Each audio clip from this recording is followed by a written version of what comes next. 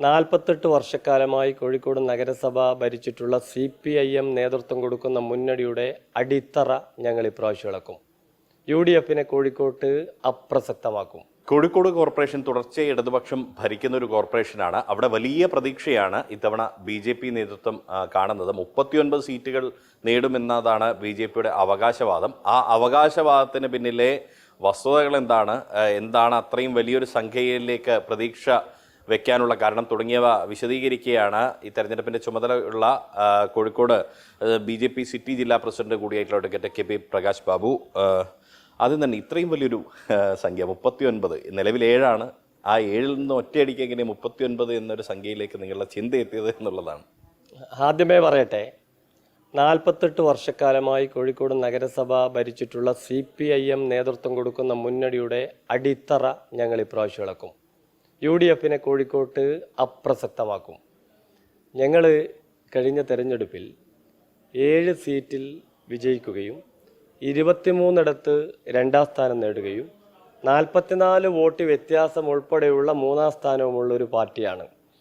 കഴിഞ്ഞ 11 കൊല്ലമായി കോഴിക്കോട് സിറ്റി കേന്ദ്രീകരിച്ചുള്ള കോർപ്പറേഷനിൽ 3 ഇരട്ടി വോട്ട് വർദ്ധിച്ച പാർട്ടിയാണ് ഭാരതീയ ജനതാ പാർട്ടി. കഴിഞ്ഞ കോർപ്പറേഷൻ തെരഞ്ഞെടുപ്പിൽ മാത്രം 14,000 വോട്ട് BJPക്ക് വർദ്ധിച്ചിട്ടുണ്ട്. ഈ കോർപ്പറേഷൻ കഴിഞ്ഞ 20-ൽ കഴിഞ്ഞതിന് ശേഷം രാജ്യത്താകമാനമുണ്ടായിട്ടുള്ള മോദി പ്രഭാവം, രാജ്യത്തൊരു കരുത്തുറ്റ നേതൃത്വമുണ്ട്. ഈ 2 മുന്നണികളും രാജ്യത്തൊന്നാണ്. ഇത് ചിന്തിക്കാനും തിരിച്ചറിയാനൊക്കെയുള്ള നല്ല ബോധമുള്ള ജനതയാണ് കോഴിക്കോട് ജനത. 1. 2, ഒന്നിൽ കൂടുതൽ പത്രങ്ങൾ വായിക്കുന്ന എല്ലാവർക്കും അറിയാം, കേന്ദ്ര ഗവൺമെൻറ്റിൻ്റെ പദ്ധതികൾ നടപ്പിലാക്കുന്ന ഒരു ഇംപ്ലിമെൻറ്റിംഗ് ഏജൻസി മാത്രമാണ് കോഴിക്കോട് കോർപ്പറേഷൻ. ഞാനൊരു 3 ഉദാഹരണം പറയാം. ഏറ്റവും ഒടുവിലായിട്ട് കെട്ടിഘോഷിച്ച 3 ഉദ്ഘാടനം എന്ന് പറയുന്നത് 24 ഹെൽത്ത് ആൻഡ് വെൽനസ് സെൻറ്റർ, എല്ലാവർക്കും ആരോഗ്യം. ഈ 24 ഹെൽത്ത് ആൻഡ് വെൽനസ് സെൻറ്ററും സെൻട്രൽ സെക്ടർ സ്കീമാണ്. 100% ഫണ്ട് കേന്ദ്രത്തിൻ്റെ. ഉദാഹരണം ഉദ്ഘാടനം ചെയ്യുന്നത് കേരളത്തിലെ മന്ത്രിമാർ. അപ്പോൾ കേന്ദ്ര പദ്ധതി ഇംപ്ലിമെൻറ്റ് ചെയ്യുന്നു. ഈ ഫുഡ് സ്ട്രീറ്റ് 90ഓളം സ്ട്രീറ്റ് വെണ്ടേഴ്സിന് വേണ്ടിയുള്ള നമ്മുടെ ബീച്ചിൽ സ്ഥാപിച്ചിട്ടുള്ള അതിൽ 2,40,00,000 കേന്ദ്രവും 1,05,00,000 തദ്ദേശവും. ഇതല്ലേ അവസ്ഥ. അപ്പോൾ അതും കേന്ദ്ര പദ്ധതി ഇവിടെ ഇംപ്ലിമെൻറ്റ് ചെയ്തു. 3 മന്ത്രിമാർ ഒരുമിച്ച് ഉദ്ഘാടനം ചെയ്തിട്ടുള്ള നമ്മുടെ സെൻട്രൽ മാർക്കറ്റ് 55 കോടിയും കേന്ദ്രത്തിൻ്റെയാണ്. ഇനി ഇതൊക്കെ പോട്ടെ, എന്തെങ്കിലും ഒരു ഞങ്ങളുടെ സ്വന്തം ഫണ്ട് കൊണ്ട് കോഴിക്കോട് കോർപ്പറേഷനിൽ നടപ്പിലാക്കിയിട്ടുള്ള ഏതെങ്കിലും ഒരു പദ്ധതി പറയാൻ ഞാൻ 48 കൊല്ലം ഭരിച്ച CPMനെ വെല്ലുവിളിക്കുകയാണ്. കുടിവെള്ളം കൊടുക്കുന്നത് കേന്ദ്ര പദ്ധതി, വീട് കൊടുക്കുന്നത് കേന്ദ്ര പദ്ധതി, അമൃത് നഗരം, പുതിയ ബസ് സ്റ്റാൻഡിലെ നമ്മളെ ആ ഒരു ഫ്ലൈ ഓവർ മറ്റേ ഫുട് ഓവർ ബ്രിഡ്ജ് മുഴുവൻ കേന്ദ്ര ഫണ്ട്, ഓർഡർ വൃത്തിയാക്കുന്നത് കേന്ദ്ര ഫണ്ട്, മെഡിക്കൽ കോളേജിലെ നമ്മളെ സീവേജ് ട്രീറ്റ്മെൻറ്റ് പ്ലാന്റ് കേന്ദ്ര ഫണ്ട്, ഇപ്പം വിവാദമായ ആവിക്കൽ അവിടെയുള്ള അത് കേന്ദ്ര ഫണ്ട്. ഇപ്പം എന്താ നിങ്ങൾ കൊടുക്കുന്നത് നമുക്കറിയണ്ടേ.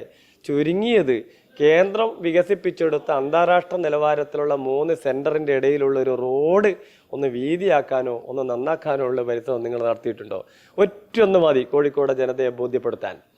65,000 കോടി രൂപ ഹൈവേ, അതിൻ്റെ തൊട്ടിപ്പുറത്ത് 195 കോടി രൂപയുടെ മെഡിക്കൽ കോളേജിലെ PMSSY block, 500 bed, 19 ventilator connected ICU ഇത് ഉൾപ്പെടുന്നത്. ഇവിടെ 450 കോടിയുടെ റെയിൽവേ വികസനം.